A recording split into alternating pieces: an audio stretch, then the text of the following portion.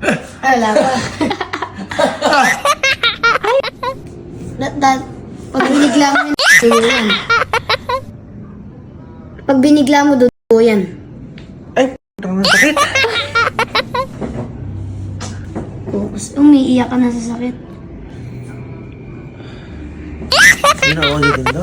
Hello mga mami, sakto nga wala nga yung daddy ni Kyle dito tapos nakaparada nga dito yung motor niya. Hindi ko nga talaga gawa ng content itong affiliate ko kaya naman dito ko na nga talaga tinry sa kanya. Nako, kapag nalaman niya nga ginanto ko yung motor niya, for sure na maiinis talaga yun. Papakita ko nga din pala sa inyo na waterproof talaga to. As in, maganda talaga siya, dahan-dahan lang talaga yung pagbasa ko dyan. Paano ba naman kasi? Baka nga yung matuluan nito, mabasa talaga. Ang ending, nung pagkatapos ko nga nakita nga ng daddy ni Kyle dahil meron nga talagang basa dito. Kaya naman, pinunasan niya nga talaga kaagad yan, juice ko po. Nung kinahaponan naman, habang naliligo nga si Kyle, inaya ko na nga dito yung mga gamit niya, pati na rin yung isusuot niya. Ano ba naman kasi, araw-araw talaga, ganito nga yung ginagawa ko para magbibihis na nga lang siya. Pero ngayon, sabi ko nga sa kanya, ako yung magbibihis sa kanya. Yung gabi kasi talaga, gusto ko ako rin yung nagpapaligo kay Kyle. Para nga, nai-scrub kong mabuti yung katawan niya, lalo na nga, yung sa batok, leeg, at alak-alakan niya. Kasi madalas, dun nga talaga yung mabilis mangitim sa part ng katawan natin. Lagay na nga din pala ako ng ointment dito sa katawan at sa mukha ni Kyle. Kahit nag-lotion na nga yan si Kyle, nilalagyan ko pa din talaga yan nitong Kamay ni Nanay Mosquito and Sun Defender Lotion. Yes, dahil may SPF 30++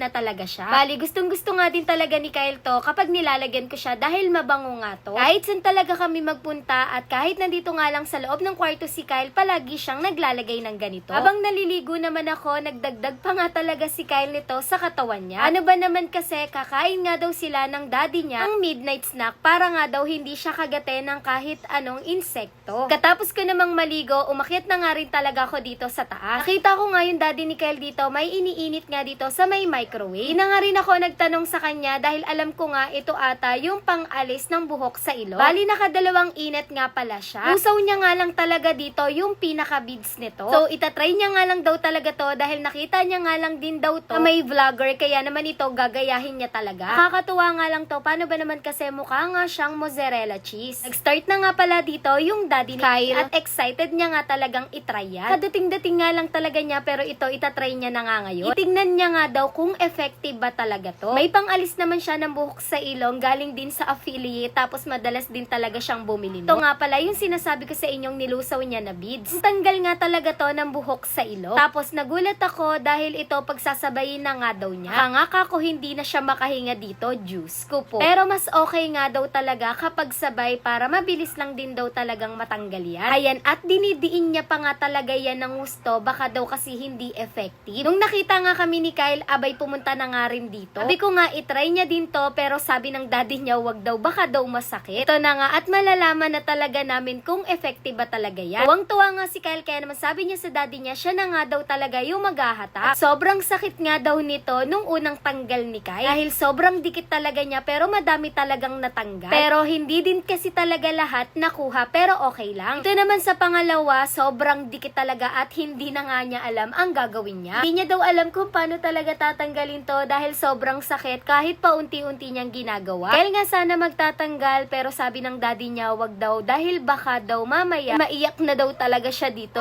juice ko po. Pero ito kahit inuunti-unti niya naiiyak na nga talaga siya dyan. Mas masakit nga daw to kesa sa kanina. Sabi nga ni Kyle dito baka daw mag-bleed na yung ilong niya kaya dahan-dahan lang daw. Ikis na nga daw siya ni Kyle para hindi daw ganon kasakit. Tawang-tawa ko paano ba naman kasi sinasabi pa nga ni Kyle dito na wag nga daw siyang iiyak. Dahil naka-video nga daw ako, juice ko po. Nakita daw kasi ng mga followers namin na umiiyak siya, juice ko po. Hindi na nga daw talaga niya to uulitin. Medyo nag-bleed na din kasi talaga yung nasa ilong niya kahit yung pagkakuha niya. Hindi na nga daw niya gagamitin to, at least na-try na nga lang daw niya. Inunasan na nga ng daddy niya to ng tissue dahil baka may natira daw na nilagay niya sa loob. Pero mukhang wala naman dahil nakuha niya lahat. Nakakatuwa lang si Kyle dahil inaalala nga din niya yung daddy niya. Muna nga daw ilagay yung tissue sa ilong ng daddy niya dahil baka daw mamaya infection pa kapag pinunasan pa nga daw ng tissue. Para daw mas okay, lagyan nga daw nila ng alcohol juice. Kupo. Yun lang. Thanks for watching. Bye-bye.